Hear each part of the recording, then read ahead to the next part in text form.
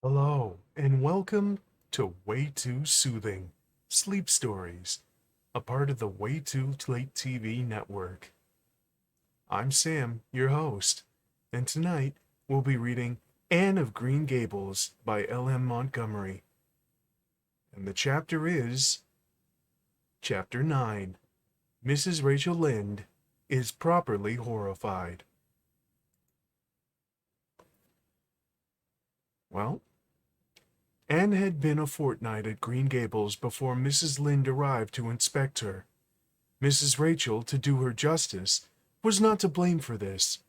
A severe and unseasonable attack of grippe had confined that good lady to her house ever since the occasion of her last visit to Green Gables. Mrs. Rachel was not often sick, and had a well-defined contempt for people who were, but grippe, she asserted, was like no other illness on earth, and could only be interpreted as one of the special visitations of Providence. As soon as her doctor allowed her to put her foot out of doors, she hurried up to Green Gables, bursting with curiosity, to see Matthew and Marilla's orphan, concerning whom all sorts of stories and suppositions had gone abroad in Avonlea. Anne had made good use of every waking moment of that fortnight. Already she was acquainted with every tree and shrub about the place. She had discovered that a lane opened out below the apple orchard and ran up through a belt of woodland, and she had explored it to its furthest end in all its delicious vagaries of brook and bridge, fir coppice and wild cherry arch, corners thick with fern, and branching byways of maple and mountain ash. She had made friends with the spring down in the hollow, that wonderful deep, clear, icy cold spring. It was set about with smooth red sandstones, and rimmed in by great palm-like clumps of water fern, and beyond it was a log bridge over the brook. That bridge led Anne's dancing feet up over a wooded hill beyond, where perpetual twilight reigned under the straight, thick-growing firs and spruces, and only flowers there were myriads of delicate June bells, those shyest and sweetest of woodland blooms, and a few pale, aerial star-flowers, like the spirits of last year's blossoms. Gossamers glimmered like threads of silver among the trees, and the fir boughs and tassels seemed to utter friendly speech. All these raptured voyages of exploration were made in the odd half-hours which she was allowed for play, and Anne talked Matthew and Marilla half-deaf over her discoveries.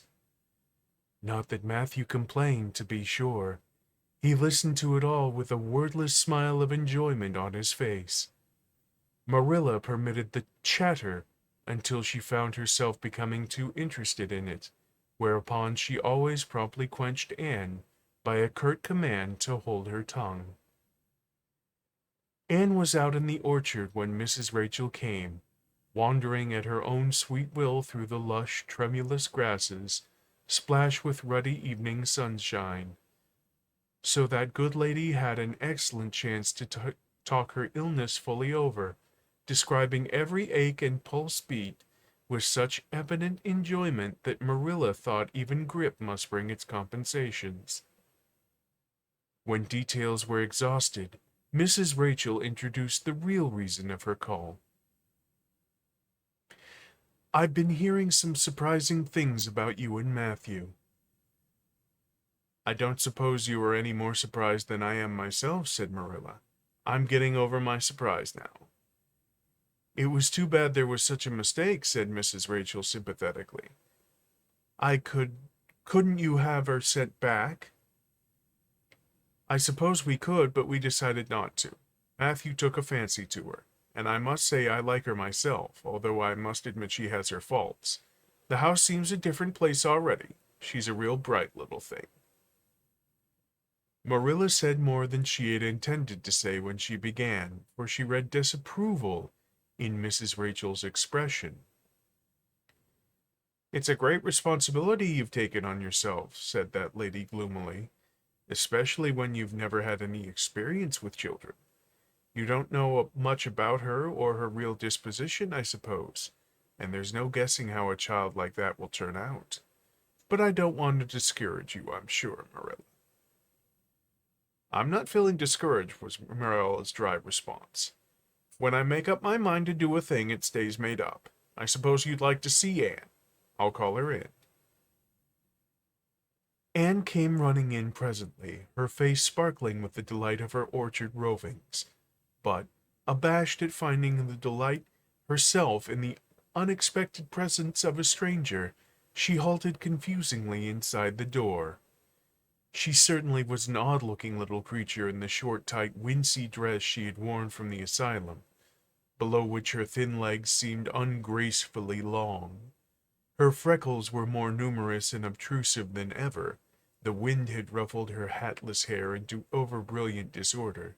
It had never looked redder than at that moment. "Well, they didn't pick you for your looks, that's sure and certain," was Mrs. Lynde's emphatic comment.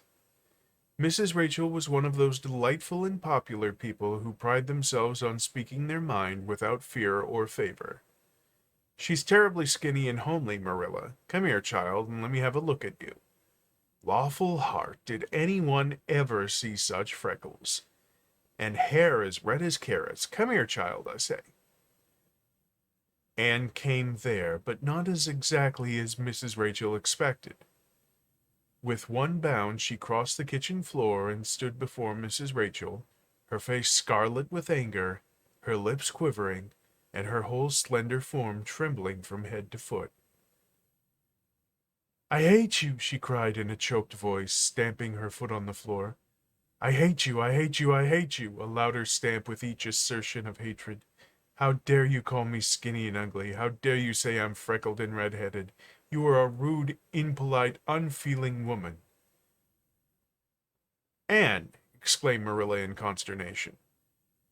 But Anne continued to face Mrs. Rachel undauntedly, head up, eyes blazing, hands clenched, passionate indignation exhaling from her like an atmosphere. "How dare you say such things about me?" she repeated vehemently.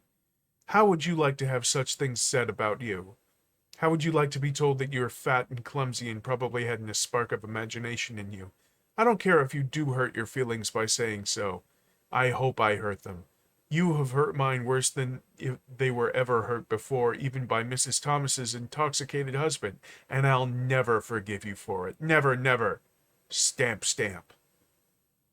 "Did anybody ever see such a temper?" exclaimed the horrified Mrs. Rachel. "And go to your room and stay there until I come up," said Marilla, recovering her powers of speech with difficulty. Anne, bursting into tears, rushed to the hall door, slammed it until the tins on the porch wall rattled in sympathy, and fled through the hall and up the stairs like a whirlwind.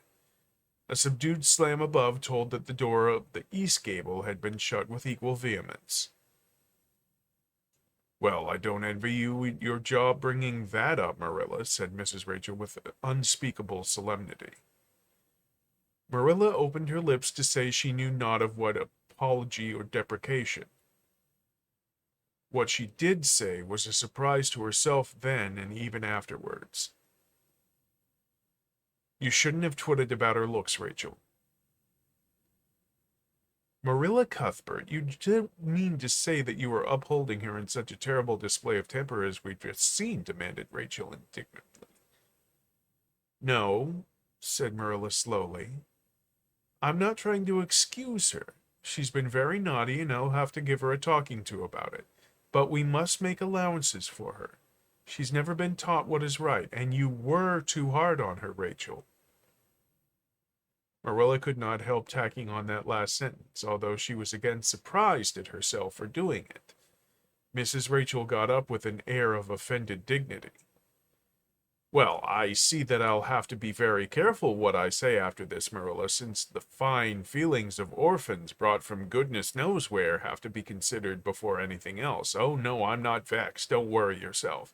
I'm too sorry for you to leave any room for anger in my mind. You'll have to do your own troubles with that child, but if you'll take my advice, which I suppose you won't do, although I brought up 10 children and buried 2, you'll do that talking to you mentioned with a fair-sized birch switch. I should think that would be the most effective language for that kind of a child. Her temper matches her hair, I guess. Well, good evening, Marilla. I hope you'll come down to see me often as usual. But you can't expect me to visit here again in a hurry if I'm liable to be flown at and insulted in such a fashion. It's something new in my experience. Whereat Mrs. Rachel swept out and away, if a fat woman who always waddled could be said to sweep away, and Marilla, with a very solemn look on her face, betook herself to the east gable. On the way upstairs, she pondered uneasily as to what she ought to do. She felt no little dismay over the scene that had just been enacted. How unfortunate that Anne should have displayed such temper before Mrs. Rachel Lynde, of all people. Then Marilla suddenly became aware of an uncomfortable and rebuking consciousness that she felt more humiliation over this than sorrow over the discovery of such a serious defect in Anne's disposition. And how was she to punish her?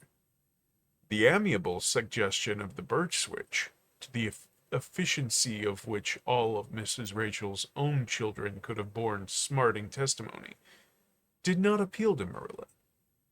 She did not believe she could whip a child. No, some other method of punishment must be found to bring Anne to proper realization of the enormity of her offense. Marilla found Anne face downward on her bed, crying bitterly, quite oblivious of muddy boots on clean counterpane. "Anne," she said not ungently. No answer.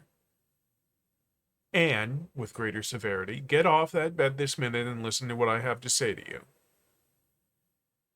Anne squirmed off the bed and sat rigidly on a chair beside it, her face swollen and tear-stained, and her eyes fixed stubbornly on the floor. "This is a nice way for you to behave. Anne, aren't you ashamed of yourself?" "She hadn't any right to call me ugly and red-headed," retorted Anne, evasive and defiant. "You hadn't any right to fly into such a fury and talk the way you did to her, Anne. I was ashamed of you, thoroughly ashamed of you. I wanted you to behave nicely to Mrs. Lynde, and instead of that you have disgraced me. I'm sure I don't know why you should lose your temper like that just because Mrs. Lynde said you were red-haired and homely. You say it yourself often enough."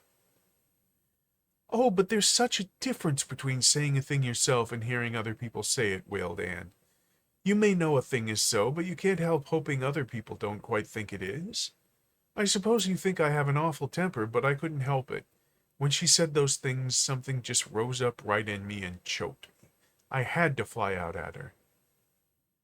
"Well, you make a fine exhibition of yourself, I must say. Mrs. Lynde will have a nice story to tell about you everywhere. And she'll tell it, too. It was a dreadful thing for you to lose your temper like that, Anne." "Just imagine how you would feel if someone told you to your face you were skinny and ugly," pleaded Anne tearfully. An old remembrance suddenly rose up before Marilla. She had been a very small child when she had heard one aunt say of her to another, "What a pity she is such a dark, homely little thing." Marilla was every day of 50 before the sting had gone out of that memory. "I don't say that I think Mrs. Lynde was exactly right in saying what she did to you, Anne," she admitted in a softer tone. "Rachel is too outspoken, but that is no excuse for such behavior on your part. She was a stranger, and an elderly person, and my visitor. All 3 very good reasons why you should have been respectful to her. You were rude and saucy, and," Marilla had this saving inspiration of punishment, "you must go to her and tell her you were very sorry for your bad temper and ask her to forgive you."